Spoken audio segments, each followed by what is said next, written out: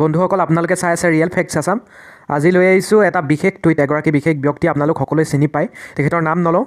তেখেতে এটা টুইট কৰিছিলে যে as per a Guwahati high court order government jobs can't have ৱেইটিং list, hence there is no' chance for grade 3 and 4 exams to have a waiting list.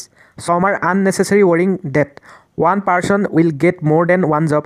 If one gets, it's a matter of pride for us Assamese. এনেকৈ তেখেতে এটা tweet কৰিছে, কিন্তু এইটো হৈছে এটা সংবেদনশীল পোষ্ট। এনেকুৱা ধৰণৰ পোষ্টসমূহৰ কাৰণে চৰকাৰী তৰফৰ পৰাও কেনেবাকৈ যদি কিবা এটা আশা থাকে যে অভাৰলেপিং নহয়, এনেকুৱা যদি কিবা আশা থাকে, কিন্তু এনেকুৱা যদি টুইট কৰি থাকিবলৈ হয় কিছুমান স্বনামধন্য ব্যক্তিয়ে, তেতিয়া কিন্তু বহুতো অসমৰ যোগ্য বা সম্ভাৱনাপূৰ্ণ প্ৰাৰ্থীৰ আৱেগক কুঠাৰঘাত কৰি আছে এনেকুৱা ধৰণৰ পোষ্টসমূহে। মই সেই বুলিয়ে ক'ম, কিবা এটা পোষ্টৰ এগেইনষ্টত ৱেইটিং লিষ্ট ৰাখিব নালাগে, এনেকুৱা হাইকোৰ্টৰ অৰ্ডাৰ আছে, ঠিক আছে। কিন্তু সেই বুলিয়ে এখেতে লাষ্টত যিটো কৈছে, এনেই মানুহখিনিয়ে এটা সংশয়ত ডুব গৈ আছে যে এটাতকৈ অধিক পদ বা এটাতকৈ অধিক চাকৰি পাব পাৰে, আৰু এনেকুৱা হ'লে এইটো এটা গৌৰৱৰ বিষয় বুলি কৈ দিছে। কিন্তু সেই একাধিক পদত এগৰাকী প্ৰাৰ্থী উত্তীৰ্ণ হ'লে বহুকেইজন প্ৰাৰ্থীৰ যে কেনেকুৱা এটা অৱস্থা হ'ব, তেওঁলোকে যোগ্য প্ৰাৰ্থীসকলৰ অৱস্থাটো, মানসিক অৱস্থাটো কি হ'ব, এই কথা কিন্তু ভাবিবলৈ এওঁলোকৰ সময় নাই। মুঠৰ ওপৰত পোষ্ট কৰিব লাগে। এনেকুৱা ধৰণৰ চেঞ্চিটিভ পোষ্টসমূহে আমাকো দিগদাৰ কৰে, কাৰণ আমি সদায় অভাৰলেপিঙৰ বিপক্ষে মাত মাতি আছোঁ আৰু মাতি যাম ভৱিষ্যতেও। কেৱল এইকেইদিনত চৰকাৰে যিহেতু বিহু আৰু প্ৰধানমন্ত্ৰী ডাঙৰীয়াৰ লগত জড়িত হৈ আছে, কেনেকুৱা ধৰণৰ খা খবৰ নতুনকৈ আহে আমি চাই লওঁ। আৰু 6 মে' নিযুক্তিত যদি অভাৰলেপিং হয়, 6 আপোনাৰ 7 পৰা 10 তাৰিখ, তেতিয়াতো সেইকেইদিনৰ ভিতৰত আপোনালোকে কিবা এটা নতুন কথা চৰকাৰৰ দৃষ্টিগোচৰ কৰাটো সম্ভৱ নহয়। গতিকে কিছুমান কথা আগতীয়াকৈ আলোচনা হোৱাটো যথেষ্ট প্ৰয়োজন। আৰু এনেকুৱা পোষ্টসমূহ বা টুইটসমূহ আপোনালোকে সদায় এভইড কৰিব, কিয়নো নেতিবাচক মনোভাৱ যিমানে আপোনালোকৰ মনত গঢ় লৈ যাব, আপোনাক আগবাঢ়ি যোৱাত যিটো আপোনাৰ বাউন্স বেক বুলি কয়, কেনেবাকৈ আপুনি যদি অসফলো হয়, ব্যৰ্থও হয়, আপোনাক কিন্তু আগবাঢ়ি যোৱাত এই কথাবিলাকে কেয়াৰ কৰি থাকিব। সকলো মানুহৰে সময় থাকে, আপোনাৰ জীৱনলৈও এদিন ভাল দিন আহিব, আৰু আপুনি সেইবাবে এটা আশাবাদী মন গঢ়ি তোলাটো অত্যন্ত প্ৰয়োজন। আৰু এনেকুৱা ধৰণৰ ডিপ্ৰেশ্যনমূলক কথা বতৰা বা আপোনালোকে যদি এই নেতিবাচক কথাবিলাক চিন্তা চৰ্চা কৰি থাকে, কি হ'ব, এক্সাম দিলোঁ, ৰিজাল্ট যদি বেয়া হয় কি হ'ব, এনেকুৱা ধৰণৰ টেনশ্যনসমূহ যদি লৈ থাকে, আমি যিখিনি কৰিব লগা কাম থাকে, কৰণীয় থাকে, সেইখিনিতো আমি কৰিবই লাগিব।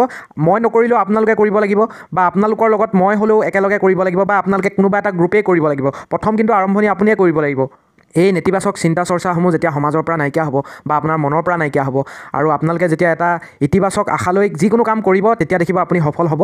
আৰু মই ভাবোঁ কোনো কথাই অসম্ভৱ নহয়। মনত ৰাখিব, সকলোৰে মাজত এনে এক শক্তি লুকাই আছে, যাৰ সহায়ত আমি অসম্ভৱ যেন লগা প্ৰায় সকলো কামকেই সহজে কৰি পেলাব পাৰোঁ, ঠিক আছে। আৰু সেই কোনো অৱস্থাত যদি মানসিকভাৱে ভাগি পৰে আপুনি, তেতিয়াহ'লে আপোনাৰ এই যিখিনি নেতিবাচক চিন্তা চৰ্চাসমূহ মগজলৈ আহি থাকিব, আৰু আপোনাক বেলেগ কাম বা আপোনাৰ দৈনন্দিন জীৱনত বহুত বেলেগকৈ মানে এই কথাখিনিয়ে প্ৰভাৱ পেলাব। আৰু মনত যেতিয়া এই নেতিবাচক চিন্তা অনুপ্ৰৱেশ কৰিব, তেতিয়া আপোনাৰ জীৱনত লাহে লাহে সুখ বোলা বস্তুটো নাইকিয়া হ'ব। আপুনি যলৈকে যায় অকল টেনশ্যন। এতিয়া বিহু চলি আছে, বিহুটো আপোনালোকে ভালকৈ উপভোগ কৰিব নোৱাৰে, বেলেগ টেনশ্যন আহিব। আৰু বাস্তৱখিনিকতো আপুনি মানিব লাগিবই। আৰু সদায় এটা কথা ভাবিব যে আপোনাৰ জীৱনটো কিবা এটা অলৌকিক ঘটনা ঘটিব, যেতিয়া আপুনি কিবা এটা পাবলৈ সক্ষম হ'ব বা আপোনাৰ সময় আহিব। হয়তো এইবাৰো আহিব আপোনালোকৰ বহুতো ভাল, বহুতেতো পাবই, কিন্তু কিছুমান যিখিনি অলপ বেয়া হৈ আছে, অলপ তেওঁলোকে কম মাৰ্কছ পাই আছে, সেইসকলো বেছি টেনশ্যন হৈ আছে। গতিকে এটা আশাবাদী মন লৈ এটা বিশ্বাস আনক যে আপোনাৰ ভাল হ'ব, বা ভৱিষ্যতৰ দিনতো আপোনাৰ ভালেই হ'ব। যিমানেই আপুনি নেতিবাচক কিবা মই যোগ্য নহয়, মই 4th গ্ৰেডৰ চাকৰিয়ে নাপালোঁ, বেলেগ আৰু কি চাকৰি পাম, এনেকুৱা ভাবে, সেইটো কেতিয়াও হ'বলৈ নিদিব। বহুতো মানুহ আছে হাজাৰ বাৰ চেষ্টা কৰি অসফল হৈ শেষত সফল হয়গৈ, তেনেকুৱা বহুতো উদাহৰণ আছে। গতিকে আপোনালোকে সদায় তেনেকুৱা ষ্টৰিবিলাক পঢ়িব, মটিভেশ্যনেল ষ্টৰি পঢ়িব, যিয়ে আপোনাক ইতিবাচক হৈ থকাত বৰঙণি যোগাব, আপোনাক মনত মনোবল আনি দিব আৰু আগুৱাই যোৱাৰ সাহস যোগাব। গতিকে আপোনাৰ মাজত এই কথাখিনিয়ে ধৈৰ্য আনি দিব। ধৈৰ্যৰ ফল সদায় মিঠা। গতিকে আপোনালোকে অলপ ৱেইট কৰিব লাগিবই। আৰু যিখিনি এনেকুৱা ধৰণৰ নেতিবাচক কথা বতৰা বা এনেকুৱা কিছুমান বিশেষ স্বনামধন্য ব্যক্তিও আপোনাৰ জীৱনত আগবাঢ়ি যোৱাত কিন্তু হেঙাৰ হিচাপে থিয় দিব পাৰে, এনেকুৱা ধৰণৰ ডিপ্ৰেশ্যন আহি যাব পাৰে, আপুনি মানসিকভাৱে ভাগি পৰিব পাৰে। এই কথাখিনি আওকাণ কৰি কেনেকৈ এটা ইতিবাচক চলিউশ্যন ওলায়, কেনেকৈ ইতিবাচকভাৱে আপোনালোকে এই চাকৰিত নহ'লেও অন্যান্য চাকৰিসমূহত মক্ৰল হ'বলৈ আপোনালোকে সেই যিটো অনুপ্ৰেৰণা, এটা চাকৰিত আপোনালোক অসফল হ'ল, কিন্তু পিছৰ চাকৰিসমূহত ভাল কৰিবলৈ যিটো আপোনাৰ এনাৰ্জি মনত আহি থাকিব লাগিব, শক্তি আপোনালোকে পাই থাকিব লাগিব, মানসিক শক্তি, সেই শক্তিটো বা সেই ধাৰাবাহিকতাটো ৰক্ষা কৰি চলিবৰ বাবেহে আপোনালোকে ট্ৰাই কৰা উচিত, আপোনালোকে সদায় প্ৰচেষ্টা কৰা উচিত। গতিকে এই টুইটটো সন্দৰ্ভত বহুতে মোক কৈ আছে যে এটা ভিডিঅ' লাগে, কিয় এনেকুৱা ধৰণৰ কথা কৈছে, কি কৈছে।